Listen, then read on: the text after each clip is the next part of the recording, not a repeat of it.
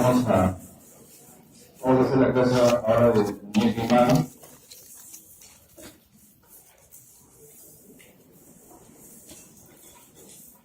Primero, algunos conceptos de la osteología de la mano.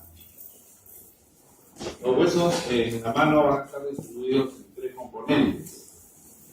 En lo que concierne a los huesos del carpo, el metacarpo formado el carpo por las dos filas de huesos, que son huesos irregulares, los 5 metacarpianos, y los huesos que van a conformar los dedos, las falanges. En el caso del primer dedo, una falange proximal y una distal. En los demás hay una proximal, una media y una distal. Vamos a ver entonces las características de los huesos del carpo. En esta primera fila son 4 huesos y en la segunda fila 4 huesos. En la primera fila, aquí está la lista de los huesos, de los cuales el escafoides, que viene a ser este, es el hueso más grande de la primera fila. Todos los huesos del carpo van a tener 6 carillas articulares, 6 carillas, de las cuales unas pueden ser articulares y otras no. Es decir, hay caras de algunos de los huesos del carpo que no están articulados con otro hueso. Entonces, tienen 6 carillas, tienen 6 caras, de las cuales unas son articulares y otras no. En caso del escafoides, este hueso es el que junto con el semilunar, los dos primeros, se van a articular porque van a tener en la cara superior caras articulares, se van a articular con el extremo distal del radio, que justamente el radio va a tener 2 carillas muy delimitadas para recibir al escafoides y al semilunar, y así formar la articulación radiocarpiana. El radio con el carpo, articulación radiocarpiana o articulación de la muñeca, que participan por parte del carpo, el escafoides y el semilunar, articulados con el radio. En esta segunda fila, más bien, están relacionados con los metacarpianos. En caso del escafoides, por ejemplo, si ustedes ven en este corte, aquí está el extremo distal del radio, escafoides, semilunar. De tal manera que, en caso del escafoides, que tiene 6 caras, 3 son articulares y 3 no articulares. Es decir, están relacionados con partes blandas.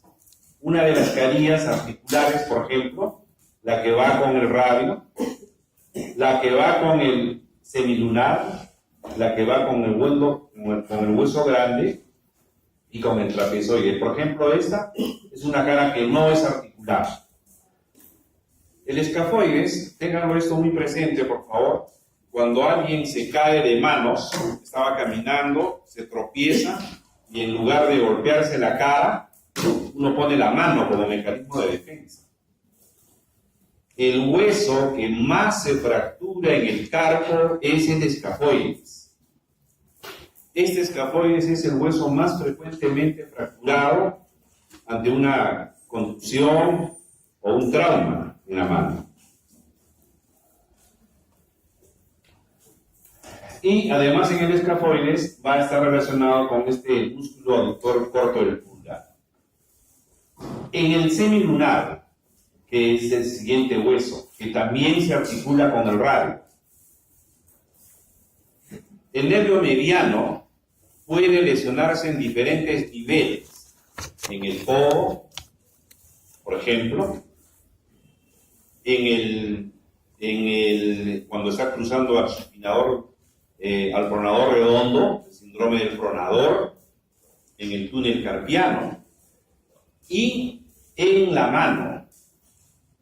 Cuando hay una luxación anterior de este hueso semilunar, es decir, cuando el hueso se sale, de la articulación con los demás, se va hacia adelante y ahí puede lesionar al nervio mediano, el semilunar, el piramidal y luego el pisiforme. Con el pisiforme, por ejemplo, hay esas dos cosas muy aplicativas. El pisiforme, como vamos a ver luego, es uno de los límites, es el límite medial del túnel de Guyon. El túnel o canal de Guyon es el lugar donde el banco cubital está ingresando a la mano. Y el límite medial es el pisiforme. El pisiforme está muy relacionado al trayecto del nervio cubital, nervio ulnar. Por eso, también una fractura del hueso pisiforme puede lesionar al nervio cubital en la mano, porque el cubital puede lesionarse en diferentes niveles, a nivel de la epitróclea, a nivel del olecrano, a nivel del canal de Guyon y a nivel de la fractura del pisiforme. Esos detalles donde se van a insertar músculos de la mano, el abductor del quinto dedo y el flexor ulnar del carpo, tienen inserción, terminan insertándose en el hueso pisiforme. Mientras que en la segunda fila, el trapecio, que es el primero, este primer hueso se va a articular con el primer metacarpiano y va a formar la articulación trapecio-metacarpiana, que es una articulación sinovial, encaje recíproco o silla de montar. El carpo, el primer hueso de la segunda fila del carpo, el trapecio se va a articular con el primer metacarpiano. Forman la articulación trapecio-metacarpiana, encaje recíproco o silla de montar. Este trapecio luego se continúa con el trapezoide, el hueso grande y el hueso ganchoso. En el hueso grande, por ejemplo, se va a insertar el fascículo oblicuo del aductor del pulgar, fascículo oblicuo, porque el transverso viene del tercer metacarpiano. El flexor corto también se va a insertar en el hueso grande. Y por su otro extremo, como ven, el trapezoide se va a articular con el segundo metacarpiano y en la parte superior va a articularse con los de la primera fila del carpo. El hueso grande, miren, se va a articular distalmente con el segundo y el tercer metacarpiano. Y el ganchoso también tiene una relación importante con el trayecto del nervio cubital. Es el lugar también donde se inserta el músculo flexor cubital del carpo, que se le llamaba cubital anterior, pero es el flexor cubital o ulnar del carpo. Entonces, miren, la fractura del pisiforme o la fractura del hueso ganchoso puede lesionar al nervio cubital. De eso mejor acuérdense, en lugar de acordarse tantas inserciones de hueso. Más tarde o para una semana ya nos hemos olvidado. Lo que no quiero que se olviden es esto.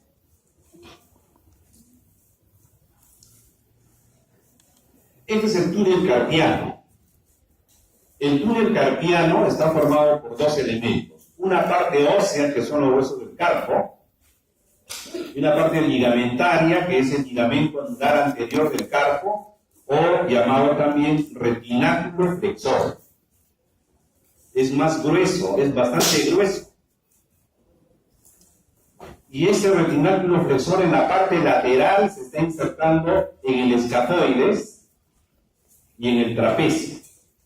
Lateralmente se inserta en estos dos huesos y medialmente en el pisiforme y en el gancho del hueso ganchoso. De tal manera que han formado este túnel carpiano.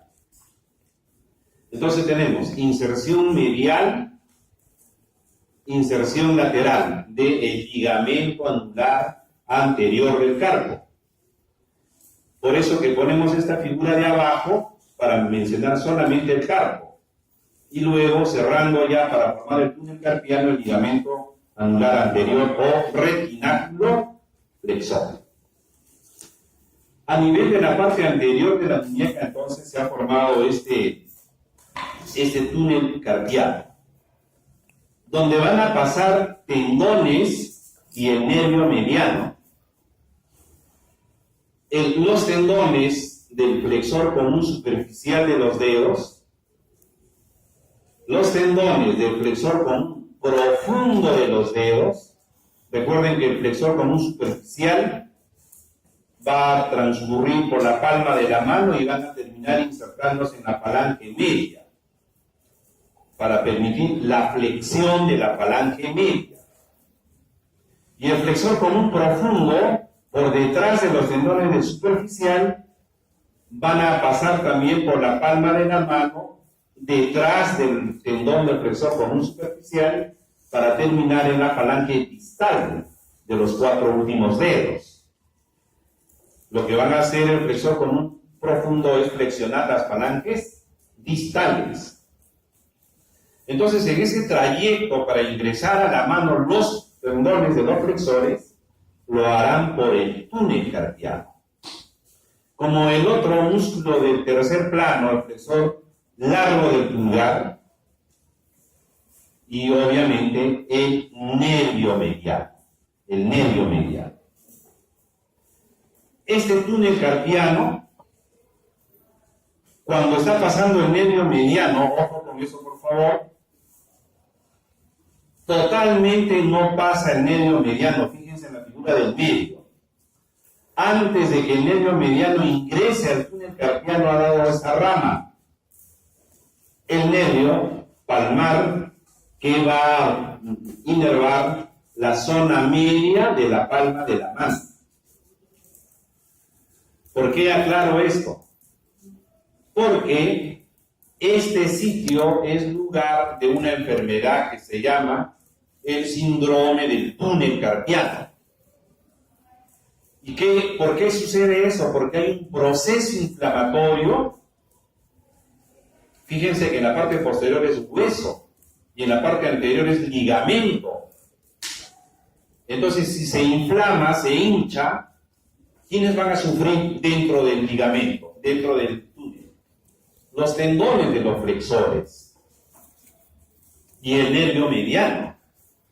Por lo tanto, esto se va a traducir que el paciente, ¿qué no podrá hacer el paciente?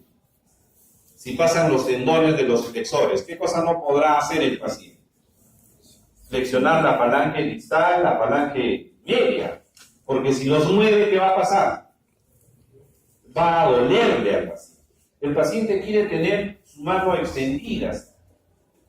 Si usted le dice flexione, miren, si ustedes se tocan la muñeca acá, muevan los dedos.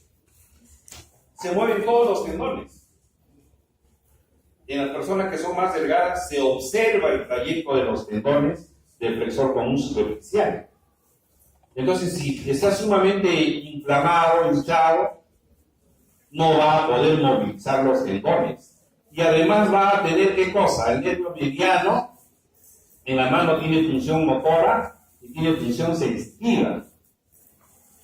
Va a dar la inervación sensitiva a la piel de la región tenar y a los 3 primeros dedos medios, los cuales estarían comprometidos si un paciente tuviera síndrome del túnel carpiano. La sensibilidad estará alterada en estas zonas.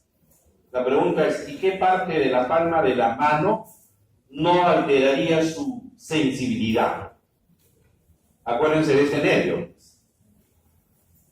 Esa ramita antes de que entre el mediano al túnel carpiano y pasa delante del ligamento es la rama palmar, cutánea. O sea que un paciente que tenga síndrome del túnel carpiano sí va a mantener la sensibilidad de este nervio, del territorio de este nervio, que es la zona media. Y todo lo que sale verde no tendrá sensibilidad o estará muy disminuida la sensibilidad. ¿Qué les quiero decir? No es que yo les quiera enseñar la parte clínica, simplemente es una aplicación de la parte anatómica y la consecuencia va a tener síntomas, signos. Entonces, síndrome del túnel carpiano, ¿no? Ahí está. Se le dice el signo del Tinel cuando uno lo va a examinar. Vamos a despertar el dolor en el paciente. ¿Y qué vamos a hacer? En la parte anterior de la muñeca, o sea, a nivel del túnel carpiano con el dedo, lo percutimos, le damos un golpecito. O sea, estamos percutiendo a los tendones del flexor común superficial profundo y le va a doler. Ese es el signo del Tinel positivo, ¿no? Uno examina, le golpea la parte anterior de la muñeca, duele. Ok, es un elemento más para diagnosticar el síndrome del túnel carpiano. En el borde medial de la muñeca vamos a tener otro túnel. También se le dice canal, pero túnel en realidad. El túnel ulnar o de Guyon. Si ustedes ven, aquí está el carpo, aquí está el pisiforme. Este es el ligamento anular anterior del carpo o retináculo flexor, determinando el túnel carpiano, pero por delante del túnel carpiano se extiende otro ligamento, que es el ligamento palmar del carpo, que va al pisiforme. ¿Cuáles serían los límites entonces del túnel de Guyon o túnel cubital? Medialmente es el pisiforme. En la parte anterior es el ligamento palmar del carpo. Y en la parte posterior es el ligamento anular anterior del carpo, o retináculo flexor. Entonces, los elementos cubitales, el nervio ulnar, la arteria ulnar acompañada de las venas, una vez que han tenido su acción, su función en el antebrazo, llegarán a la mano. ¿Por dónde? Por el canal o túnel de Guyon. Ingresarán a la mano y darán la acción que ya lo veremos después. El nervio mediano entra a la mano por el túnel carpiano. El nervio cubital ingresa a la mano por el túnel de Guyon. No se olviden de eso también. El nervio motor más importante de la mano es el nervio cubital o nervio ulnar, motoramente. Es el más importante porque va a inervar a la mayoría de los músculos intrínsecos de la mano. ¿De acuerdo? Entonces, también puede ocasionarse un proceso inflamatorio a nivel del túnel de Guyon. Y entonces, ¿quién se va a comprometer en este caso? Porque por ahí no pasan tendones, solamente el van cubital. Miren, el van cubital. Por lo tanto, en el síndrome del túnel de Guyon, el nervio comprometido será el nervio cubital. Y el territorio de inervación sensitiva o motora que tenga, que ya lo vamos a explicar luego. Tanto en el síndrome del túnel carpiano como en el canal de Guyon, el traumatólogo tiene que entrar a operarlos muchas veces. ¿Y qué cosa creen que hace un traumatólogo? Si tiene un síndrome del túnel carpiano, corta el ligamento anular anterior para liberar de esa gran presión por el proceso inflamatorio a los tendones y al nervio mediano. ¿Y qué cosa está haciendo acá el traumatólogo cuando quiere dar un tratamiento quirúrgico al síndrome del túnel de Guyon? Miren, está cortando, ¿qué cosa cortará? ¿Qué cosa cortará? El ligamento palmar del carpo para liberarlo de esa gran presión que tiene, porque el paciente está muy incómodo, mucho dolor en la mano, no puede tocar nada porque le duele. Entonces hay que darle una solución, ¿no? Así se va a manifestar este síndrome del canal de Guyon y la cirugía lo que va a hacer es cortar este ligamento del carpo, que es el límite anterior. Si vemos la parte dorsal, ya que estamos hablando de la muñeca, solamente vamos a encontrar estos tres aspectos importantes. Ya eso lo han visto en el antebrazo, lo voy a decir muy rápidamente nada más, ya lo han visto ustedes eso, pero sí la tabaquera anatómica. Bueno, los tendones de los extensores, o los músculos de la cara posterior del antebrazo, que son extensores, ¿verdad? En realidad son supino-extensores. Para llegar los tendones hacia los dedos, van a pasar por las llamadas o por debajo de este otro ligamento anular posterior del carpo o retináculo extensor. Si comparáramos los dos retináculos, el posterior es más delgado, el anterior es bastante grueso, lo van a verificar en las muestras del cadáver. Y las vainas sinoviales que están envolviendo a los tendones van a estar dentro de las llamadas correderas, que ocupan algunos tendones pares y otros tendones impares. Por ejemplo, la segunda corredera, la tercera y la quinta, la sexta van a ser tendones impares. En caso de la primera corredera, el abductor largo del pulgar y el extensor corto ocupan la primera corredera. Esto lo paso rápido porque eso lo han visto ya en el antebrazo. La tabaquera anatómica, ustedes lo pueden comprobar, miren, ustedes separen el pulgar, abduzcan el pulgar y van a ver esta zona deprimida, y también de repente en sus dedos pueden identificar muy bien este tendón. Miren, este tendón de acá. El límite, uno de los límites de esa tabaquera va a ser el tendón del extensor largo del pulgar, este de acá. Y luego, dos tendones de la primera corredera, tendón del abductor largo del pulgar y el extensor corto del pulgar. Aquí están los de la primera corredera, abductor largo, extensor corto, y el otro, miren, ustedes comprueben los dedos, este es el tendón que se pronuncia muy bien, el extensor largo del pulgar. Límites de la tabaquera anatómica. Y en el piso se van a encontrar sobre todo el escafoides, el hueso más importante que forma el piso de la tabaquera es el escafoides. Segundo, el trapecio, en menor dimensión el trapecio. ¿Qué tendones se van a encontrar en el fondo de la tabaquera? El tendón de los dos extensores, largo y corto. Me refiero al extensor radial largo y el extensor radial corto del carpo. Están pasando por debajo de esta tabaquera. Y el contenido, miren, la vena cefálica. 2, la arteria radial. Miren, aquí en el antebrazo la arteria radial está en el canal del pulso. Luego en la muñeca gira hacia la parte lateral y posterior.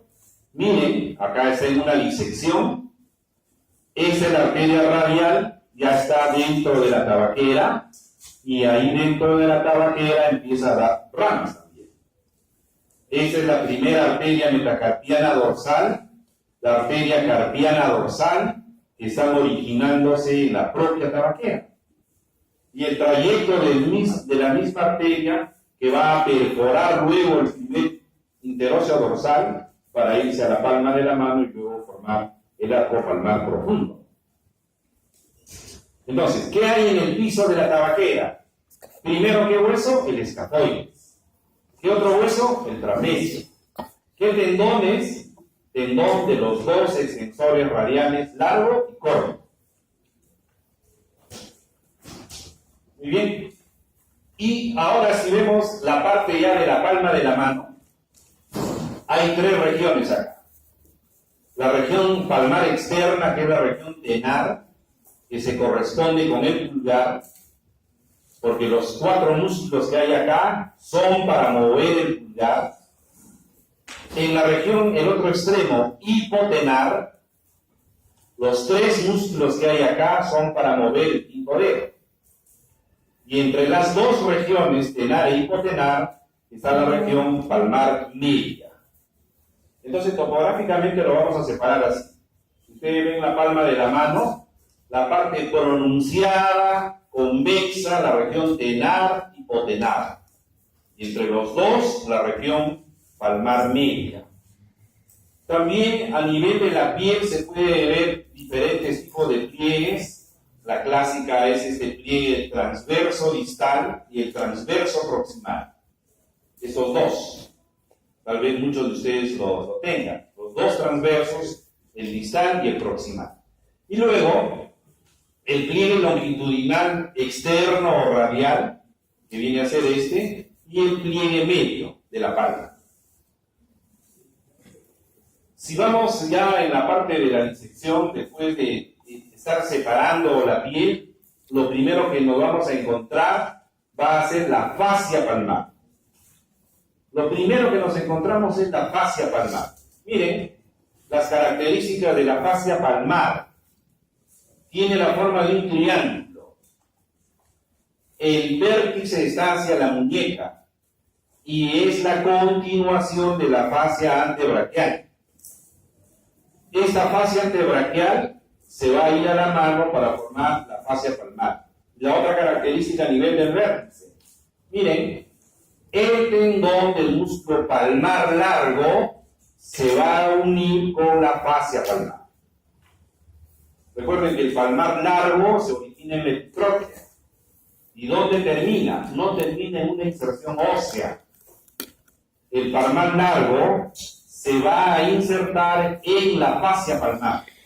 Por eso que en la mayoría de las disecciones van a ver que el palmar largo está suelto, porque ya se ha desinsertado a la fascia palmar. En la parte de la base, ya en relación a la altura de la articulación metacarpo-falángica, esta fascia palmar emite trayectos fibrosos para los 4 últimos dedos, que lo ven acá. Y ese trayecto son las bandas digitales longitudinales. Bandas que después van a formar las vainas fibrosas, los ligamentos cruciformes, a nivel del tendón de los flexores, a nivel de los dedos. O sea que la fascia palmar no termina aquí en la palma, se extienden hasta los dedos. Y el hecho que les diga que se extiende hasta los dedos, hay una enfermedad de la fascia palmar que se llama la contractura de Dupuytren. Es una enfermedad que afecta a la fascia palmar. Y lo que va a ocasionar es una fibrosis de la fascia palmar y de sus prolongaciones, que son las bandas digitales. Si se fibrosa, se contrae, se retrae, y al retraerse estas bandas digitales, lo que van a ocasionar es una flexión de los dedos. Te repito, no, mi intención no es enseñarles nada de clínica, pero la clínica es aplicación de las ciencias básicas. Si vemos la región tenar, aquí hay 4 músculos: el abductor corto del pulgar, flexor corto del pulgar, oponente y aductor del pulgar. Hay 4 músculos. En el primer plano están los 2 primeros, el abductor que está en la parte lateral, en la parte medial está el flexor corto. Debajo del flexor está el oponente, y aquí que se insinúa un poquito el aductor del pulgar. El abductor, que viene a ser este de acá, el abductor corto del pulgar. ¿Por qué es corto? Porque termina insertándose, miren, en la falange proximal. Se origina en 2 huesos del carpo, en el tubérculo del escafoides, en el tubérculo del trapecio, en el retináculo flexor. Desde 3 sitios se origina este músculo y luego va a terminar en la falange proximal. por el hecho que termine en la falange proximal, se llama corto. Abductor, ¿no? Abduce y rota medialmente a esa articulación carpo-metacarpiana, en realidad que es trapecio metacarpiana. El flexor corto del pulgar va a estar en este primer plano. Miren, también se origina en el retináculo flexor. Tiene fibras musculares que se originan en el retináculo flexor y en el tubérculo del trapecio. Ya no en el escafoides, en el tubérculo del trapecio. Igual, se va a ir hacia la base de este acá tiene que ser la primera falange, la falange proximal. En cambio, el oponente sí va al primer metacarpiano. El oponente sí termina en el primer metacarpiano. El otro músculo eso es lo que es el movimiento de oposición. El oponente hace este movimiento de oposición, que es el movimiento más importante del pulgar, que implica dos movimientos. Primero hay una flexión de la primera articulación metacarpofalángica y hay una rotación medial. Para hacer esto, miren, la pinza recta. Este es un movimiento sumamente importante en nosotros, que está muy desarrollado, para poder hacer de la mano muy útil para muchas cosas. La pinza. Entonces, esa pinza, el movimiento de oposición, en realidad tiene dos movimientos simultáneamente para poder contactar la yema del dedo pulgar con la yema de los otros dedos.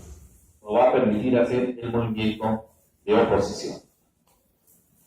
Y el cuarto músculo, que es el aductor del pulgar, que tiene, miren, dos fascículos, uno transverso y el otro oblicuo. Y este oblicuo, este es de acá el oblicuo, miren, en el hueso grande y en el tercer metacarpiano. En cambio, el fascículo transverso totalmente en el cuerpo del tercer metacarpiano. ¿Y a dónde va a terminar? En la falange proximal. Esa es la función. Aducir, llevar hacia la línea media al pulgar. ¿Cómo es la inervación de los cuatro músculos de la región tenar? El mediano, a través de su nervio o de su división, que se llama el nervio recurrente del mediano, es el que va a inervar a los tres primeros músculos: abductor corto, flexor corto y oponente. El nervio recurrente del mediano. El aductor del pulgar está inervado por una rama profunda del nervio cubital. Y hago la tingencia. El flexor corto está también inervado por el cubital. O sea, en la región tenar, el flexor corto tiene doble inervación motora. Doble. En cambio, el aductor solamente es inervado por el nervio cubital. Si vamos a la región hipotenar, miren, los tres primeros músculos de la región tenar, copiar, pegar en la región hipotenar. Y solamente le cambiaremos que es abductor corto del quinto dedo, flexor corto del quinto dedo, oponente del quinto dedo. No hay aductor para el quinto dedo.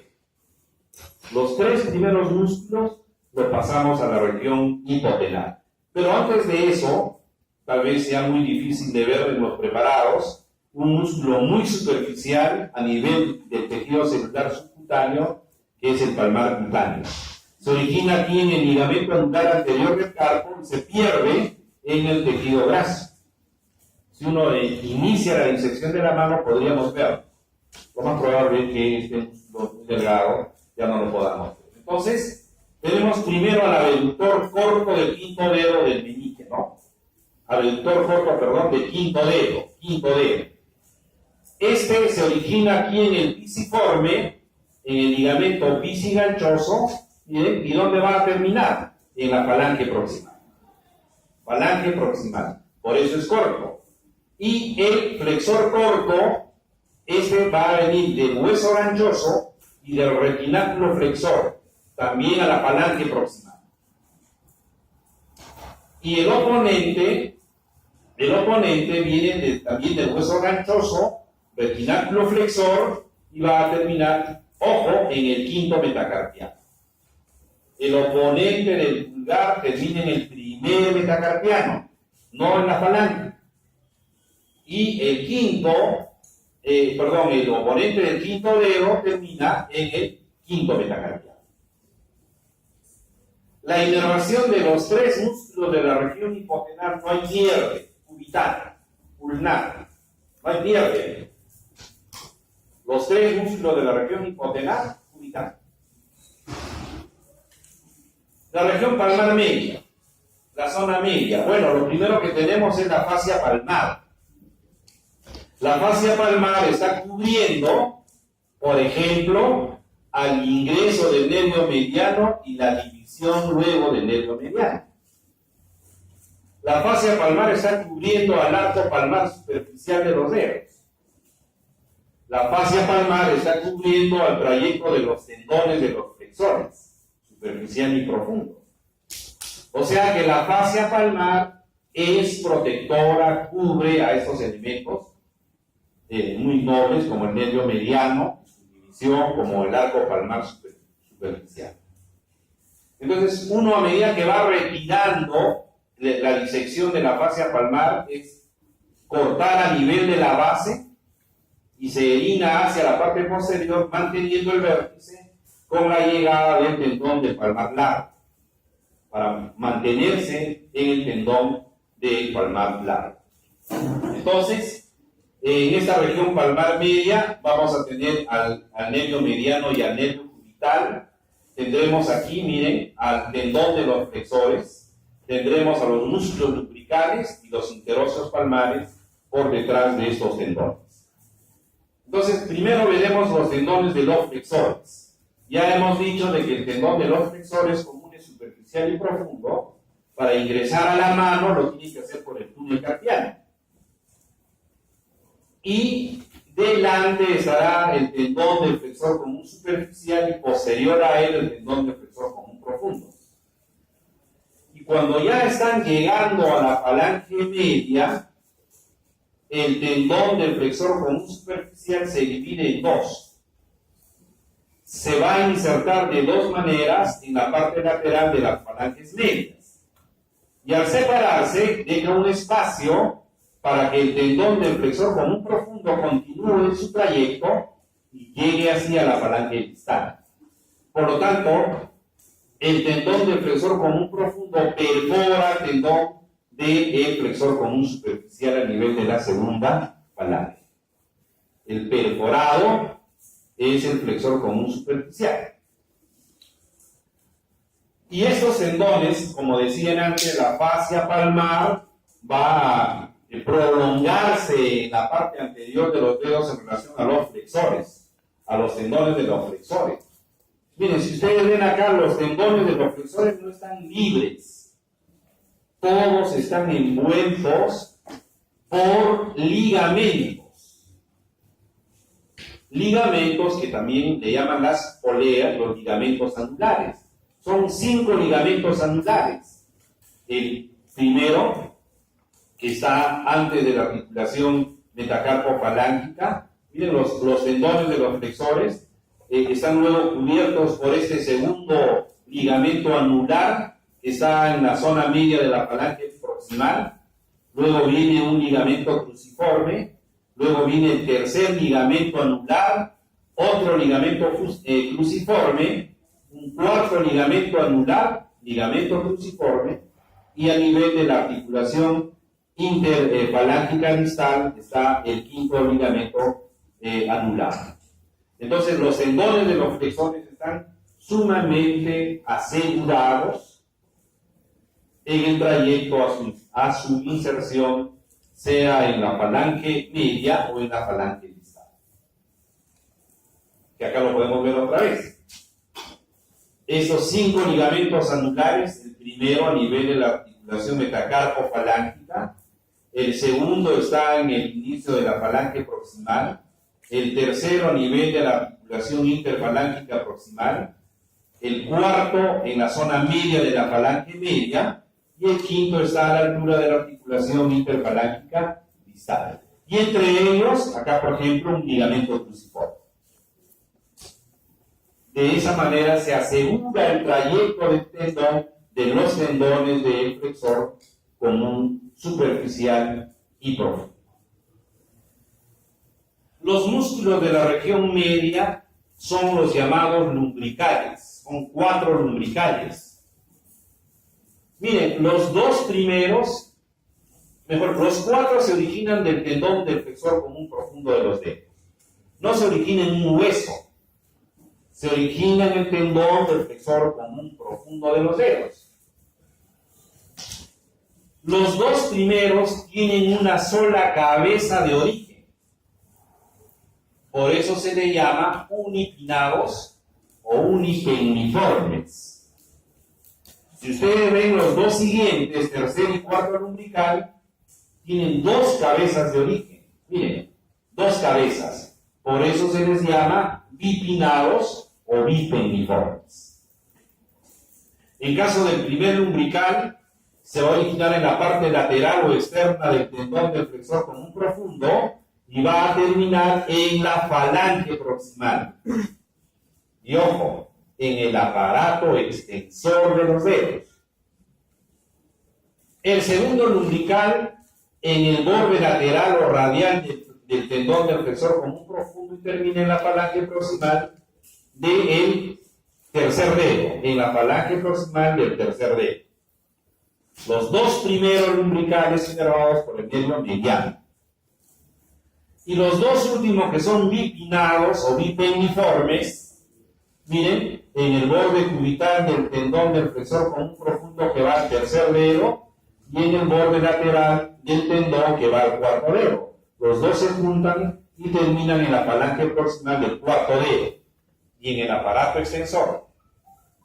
Y el cuarto lumbrical, de igual manera, 2 cabezas de origen y termina en la falange proximal del quinto dedo y en el aparato extensor. ¿Qué hacen los lumbricales? Flexionan la articulación metacarpo-falángica.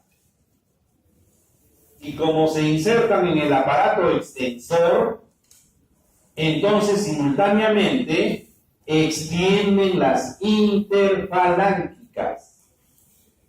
Los lumbricales, cuando se contraen, hacen doble función. Una es flexora de la articulación metacarpofalángica y extensora de las interfalángicas. O sea que los lumbricales lo que van a hacer es este movimiento, ¿no? Algunos le llaman el movimiento del Z, pero es mover, flexionar la falange, la primera falange o la articulación metacarpofalángica. Los interóseos palmares son 3 interóseos porque se originan en los metacarpianos. Si ustedes ven, el primer interóseo palmar se origina en el borde cubital del segundo metacarpiano y va a terminar también en la falange proximal y en el aparato extensor. El segundo interóseo palmar en el borde radial del cuarto metacarpiano. Ojo, este es en el borde cubital, este es en el borde radial y termina en la falange proximal del cuarto dedo. Y el tercer interóseo palmar en el borde radial o borde externo del quinto metacarpiano y va a terminar en la falange proximal del quinto dedo. ¿Qué hacen los interóseos palmares? Miren las flechas. Aducen los dedos o juntan los dedos hacia el dedo medio. Observen que el dedo medio no recibe ningún interóseo palmar. Aducen los dedos, juntan los dedos hacia el dedo medio. No hay pierde, los 3 están inervados por el cubital. Los 3. Y en el dorso, ojo, que los interóseos palmares son unipinnados, unipenniformes. Solo tienen una cabeza de origen. mientras que los interóseos dorsales tienen dos cabezas de origen, miren, dos fascículos de origen o cabezas de origen. Por eso que los interóseos dorsales son bipinnados. Bipinnados, todos los interóseos dorsales, tercer y cuarto lumbrical. Unipinnados, los tres interóseos palmares, primer y segundo lumbrical. Ojo con esto. A diferencia de los interóseos palmares que ocupan parcialmente el espacio interóseo, los interóseos dorsales ocupan totalmente el espacio interóseo. Y ese primer interóseo dorsal termina en la falange proximal del segundo dedo. En cambio, la falange proximal del dedo medio, en cada borde recibe al segundo y tercer interóseo dorsal. Y el cuarto interóseo dorsal en la falange proximal del cuarto dedo. ¿Qué hacen? Ahí está la flecha. Separan los dedos, abductores de los dedos. Los cuatro inervados por el cubital, el nervio ulnar. Por lo tanto, ¿cuál es el nervio responsable que juntemos y separemos los dedos? Si inerva los 7 interóseos, el cubital. Mientras que los interóseos palmares juntan los dedos, los interóseos dorsales no separan, abducen los dedos. Los vasos que hay a nivel de la mano, gracias a Dios, tiene arcos arteriales, tiene 4 arcos arteriales. Encima tiene una anastomosis cruciforme. Todas las arterias, prácticamente los arcos arteriales en la mano, todos se van a anastomosar. Todos van a tener una conexión. Por eso que los traumas de mano, los cirujanos, los traumatólogos, los cirujanos de mano pueden rescatar lesiones bastante severas de los dedos que vienen colgando el dedo o lo traen en una bolsa. El trabajador que se cortó, el carpintero, el mecánico que se voló el dedo, lo traen en una bolsa y el cirujano de mano muchas veces lo puede reimplantar. Y uno de los factores de éxito de estas cirugías es la gran irrigación, como vamos a demostrar. La arteria radial, una vez que ha llegado a la muñeca, que ha pasado por el canal del pulso, todas estas son ramas de la arteria radial para la mano. Para la mano. Primero va a dar una carpiana ventral, luego hacia la parte posterior una carpiana dorsal. Luego va a dar la arteria radiopalmar, que viene a ser esta, que es la que se va a unir con la cubital para formar el arco palmar superficial. La arteria para el pulgar, dorso del pulgar, dorsal del pulgar. Esta es la arteria principal para el pulgar. Ojo, me adelanto, el pulgar no está inervado por ningún arco arterial. El pulgar está irrigado solo por el radial, por ramas de la arteria radial, la dorsal del pulgar, la principal del pulgar. No hay ninguna arteria del arco palmar superficial o profundo que vaya al pulgar. Sí, para los 4 últimos dedos. Luego va a dar una arteria que es la colateral radial del índice, esa de acá, la primera metacarpiana dorsal, en el dorso lo veremos, y termina formando el arco palmar profundo. Estas son las ramas de la arteria radial en la mano.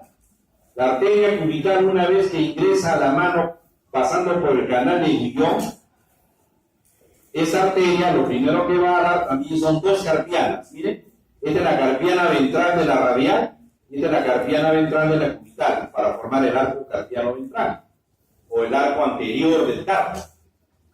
Luego dará esta que es la cúbito palmar, esta que se desaparece, la cúbito palmar. Se irá a la profundidad de la mano para formar el arco palmar profundo.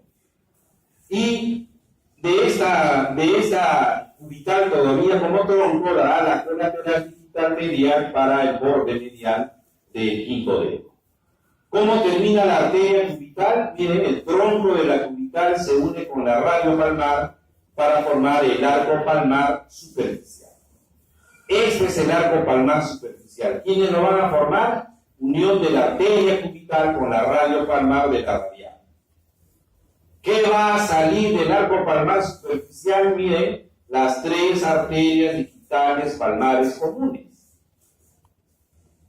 Y de estas arterias digitales palmares comunes van a salir las arterias colaterales digitales, primero las comunes y después las propias para los dedos. Cada borde del dedo en la parte anterior tiene una arteria por el borde externo y el borde interno. Si miramos en la parte posterior del dedo, también tiene arterias. O sea, tiene 4 arterias un dedo. 2 en la parte ventral y 2 en la parte dorsal. Entonces, miren que la primera arteria digital palmar común va a dar para el borde medial del segundo dedo y el borde lateral del tercer dedo. La segunda digital palmar común, borde medial del tercer dedo, borde lateral del cuarto. Y esta tercera, borde medial del cuarto, borde lateral del quinto. El borde medial del quinto que no recibe del arco viene directamente de la arteria cubital. ¿De acuerdo? Y este será el arco palmar profundo. Si ustedes ven, el arco palmar superficial está delante de las ramas del mediano y delante de los tendones de los flexores.